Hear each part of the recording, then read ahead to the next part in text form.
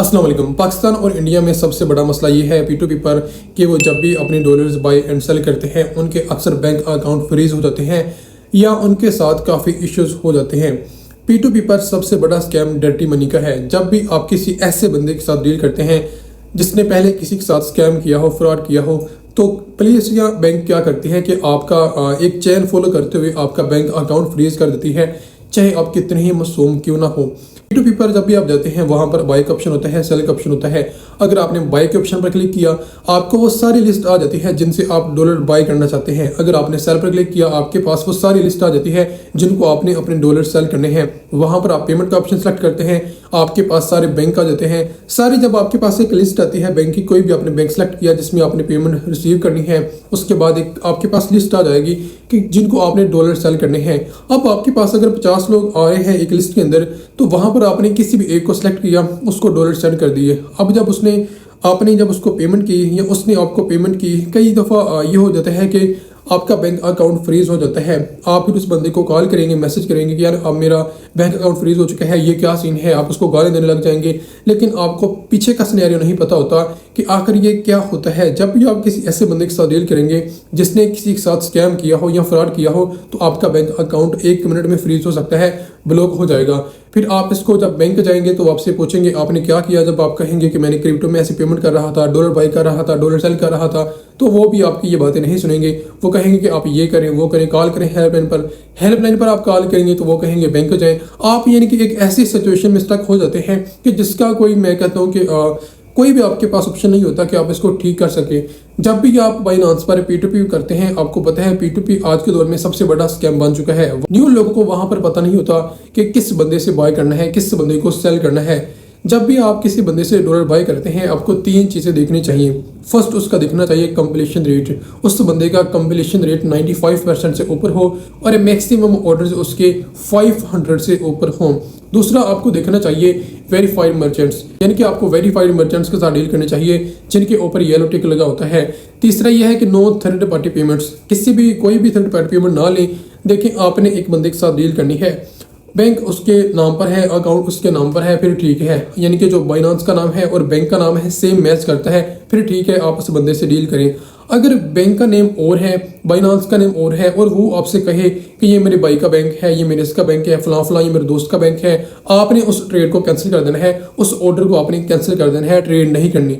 अगर आप ऐसे किसी बंदे के साथ स्टक हो जाएंगे तो आपका बैंक अकाउंट तो फ्रीज हो ही जाएगा। उसको आप बाद में रिकवर करने के लिए, या आपकी पेमेंट उसके पास लगी या उसकी पेमेंट आपके पास आ गई, तो आपके पास एक ऐसा सिनेरियो बन जाता है कि आपके साथ कुछ भी हो सकता है। देखिए, आपको नहीं पता होता कि पेमेंट भेजने वाला या जिसको आप पेमेंट करने वाले हैं उसका बैंक अकाउंट जो है उसने पहले उसके साथ क्या क्या किया है। देखिए, अगर आपके पास एक बैंक अकाउंट है, कभी आपको कहाँ से पेमेंट आती है, कभी आपको कहाँ से पेमेंट आ रही है, कभी बाहर से पेमेंट आती है, कभी किधर से, कभी किधर से, कभी किधर से, फिर मैंने ही ट्रांजैक्शन कर दी किसी और बंदे को, तो मेरे साथ बैंक में इशू हो सकता है, उस बंदे के साथ इशू हो सकता है। आपने इन चीज़ों से बचना है। जब भी आप P2P करते हैं आपको सबसे पहले देखना चाहिए उस बंदे के फीडबैक रेट के। फीडबैक उस बंदे को जो लोगों ने दिए हैं वो किस किस तरह के दिए हैं, बंदा किस तरह का है, उसने 1 साल में कितनी ट्रेड्स की हैं। देखें, हर बंदे का एक रिकॉर्ड वहां पर आपको शो होने को दिखता है कि इस बंदे ने 1 साल में कितनी ट्रेड्स की हैं, लाइफ टाइम की इसकी कितनी ट्रेड्स हैं, आपको पूरी हिस्ट्री वहां पर नजर आती है। आपको यानी कि आइडिया हो जाता है कि ये बंदा किस तरह का है, जिस बंदे से आपने डॉलर बाय करने हैं या जिस बंदे को आपने डॉलर सेल करने हैं। इतना तो आइडिया आपको हो ही जाता है। तो जितना हो सकता है इस चीज़ पर सबसे ज़्यादा फोकस करें और जितना हो सकता है अपने आप को सेव रखें, क्योंकि मार्केट में स्कैमर्स बहुत ज़्यादा आ चुके हैं। आपकी एक मिस्टेक आपको बहुत दूर लेकर जा सकती है। कभी कभी ऐसे होता है कि आप बाजार के होते हैं और आपके पास बैंक में पैसे नहीं होते। आप क्या करते हैं, आप जल्दी से P2P पर जाते हैं और वहां पर किसी एक बंदे को सिलेक्ट किया, फौरन से आप पैसे यानी कि अपने बैंक में मंगवाना चाहते हैं, उसको डॉलर सेल करना चाहते हैं। इतनी जल्दबाजी में क्या होता है कि आपका बैंक अकाउंट फ्रीज हो जाता है या आपके साथ कोई भी इशू हो जाता है, क्योंकि आप ये नहीं देखते कि मैंने जो आपको 3 चीज़ें बताई, पहले आपको देखना चाहिए कंप्लीशन रेट, उसके बाद आपको देखना चाहिए कि वो वेरीफाइड मर्चेंट है, उसके बाद देखना चाहिए नो थर्ड पार्टी पेमेंट्स। यानी कि ये 3 ऑप्शन आपके माइंड में हो कि आपने उस बंदे की पूरी हिस्ट्री देखनी है, उस बंदे का आपने रिकॉर्ड देखना है कि इस बंदे ने कितनी ट्रेड्स 1 साल में की हैं, इसका क्या रिकॉर्ड है। फिर आपने उस बंदे के साथ डील करनी है। जब भी आप अगर बाजार गए हैं या कहीं किसी ऐसी जगह पर हैं कि आपके पास बैंक में पैसे नहीं है तो आपने फ़ौरन से बैंक में पैसे मंगवाने हैं, तो जल्दबाजी में किसी ऐसे बंदे को सिलेक्ट ना करें जो बिल्कुल न्यू हो, उसने आज अकाउंट क्रिएट किया, कल अकाउंट क्रिएट किया और आप उसके साथ डील करने बैठ जाएं, तो फिर आपके साथ इश्यू बन सकता है, आपके साथ स्कैम हो सकता है।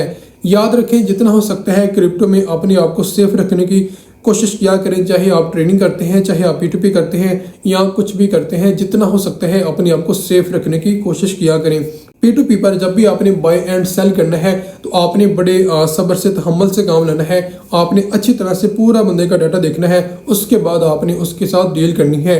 आपको ये भी पता होता है कि जब आप किसी बंदे से डॉलर बाय करते हैं तो आपसे ID कार्ड की फ्रंट एंड बैक पिक्चर, कोई तो ये कह देते हैं कि मुझे वीडियो सेंड करो, वीडियो कॉल पे बात करो, ऐसे ऐसे बहुत सारी चीज़ें आपको देखने को मिलती हैं। उसके बाद आपको डॉलर मिलते हैं, इतनी आसानी से आपको नहीं मिलते।